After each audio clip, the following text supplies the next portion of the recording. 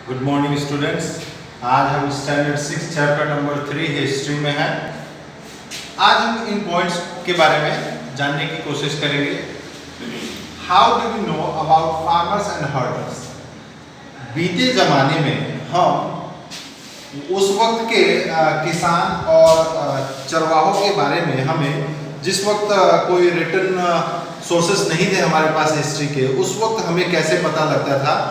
कुछ आइडिया आपको पिछली क्लासेस में मिल गया था कि आर्कियोलॉजिस्ट जब डिगिंग करते हैं, खुदाई करते हैं, तो उनके द्वारा उस वक्त इस्तेमाल की जाने वाली चीज़ें, उससे हमें पता हम लगाते हैं कि किस तरीके की जीवन वो व्यतीत करते थे और किन किन चीज़ों का किस प्रकार से इस्तेमाल करते थे।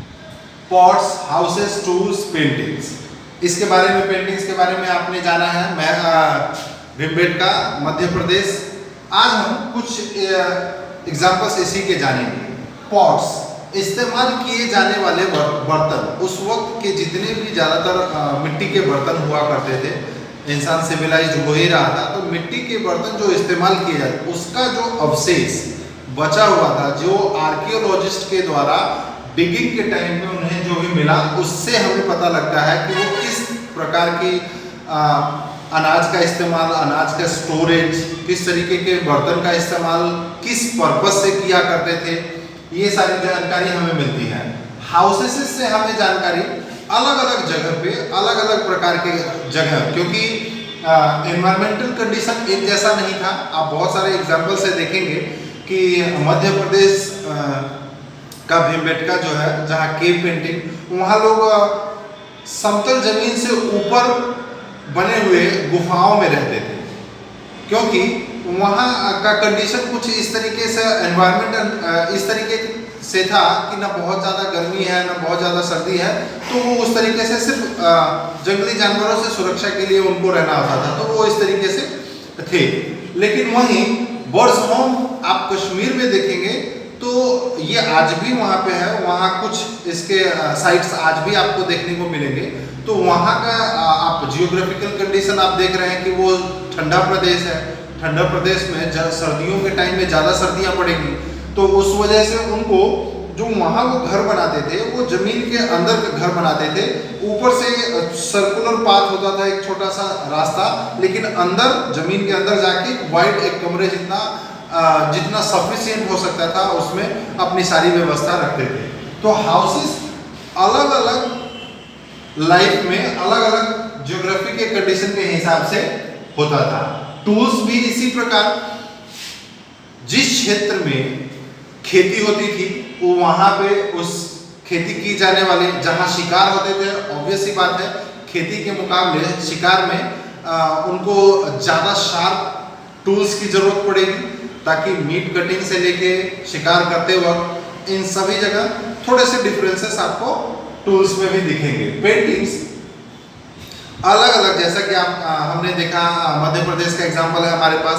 बर्ड्स होम में भी इस प्रकार के आपको पेंटिंग्स जो खाली वक्त में उस वक्त इंसान किया करते थे, इससे हमें बहुत सारी जानकारी उस वक्त के फार्मर्स और हर्डर्स के बारे में पता चलता है। Life at Mehrgarh in the north west. आज ये मेहरगढ़ जो शब्द है, आज ये मेहरगढ़ जगह पाकिस्तान में लाई करता है। यहाँ की जो जीवन थी, यहाँ के जो आर्कियोलॉजिस्ट, यहाँ की डिगिंग के हिसाब से हमें पता लगा है कि यहाँ लोग ज़्यादातर बकरियाँ, भेड़, चौपाया जानवर, गाय, भैंस, ये चराया करते थे, चरवाहे थे, और इन्हीं आसपास क्षेत्रों में उनका निवास स्थान खेती करते थे और चरवाहे थे। तो life at Mehrgarh north west, उत्तरी पश्चिमी हिस्से में हमने देखा। कुछ इसी प्रकार का जीवन हम दाओजी होर्डिंग इन आसाम, एक नियोलिथिक साइट जिसके बारे में हम आसाम में हमें पता लगेगा। And the chalcolithic age, chalcolithic age हम ऐसे एज को कहते हैं, हमने पहले ही जाना है, पेलियोलिथिक एज, मेसोलिथिक और नियोलिथिक। इसके बारे में मैंने पहले बताया। कैल्कोलिथिक एज ईसा मसीह के जन्म से 4000 साल और 2000 साल के बीच के पहले की बात है, जब इंसानों ने कॉपर का इस्तेमाल करना शुरू कर दिया। कॉपर इससे पहले इंसान ज़्यादातर हथियार जो है किसी भी तरीके का टूल्स बनाते औजार बनाते वक्त पत्थरों का इस्तेमाल करते थे, लेकिन जब उन्हें कॉपर की गुणवत्ता मालूम चली, कॉपर की क्वालिटी का पता लगा, तो अब जब इससे जो टूल्स तैयार किए गए वो कहीं कहीं ज़्यादा रिलायबल थे, विश्वसनीय थे कि इससे काम करते वक्त नुकसान ना हो जाए, टूट ना जाए। कॉपर ज़्यादा सस्टेनेबल रिलायबल हुआ करता था और ज़्यादा शार्प भी रखा जा सकता था और लंबे टाइम तक के लिए रखा जा सकता था। कॉपर का इस्तेमाल जब इंसानों ने शुरू किया, इस एज को हम कैल्कोलिथिक एज के नाम से जानते हैं। आज के लिए इतना ही, आगे की क्लास में बात करेंगे। Thank you.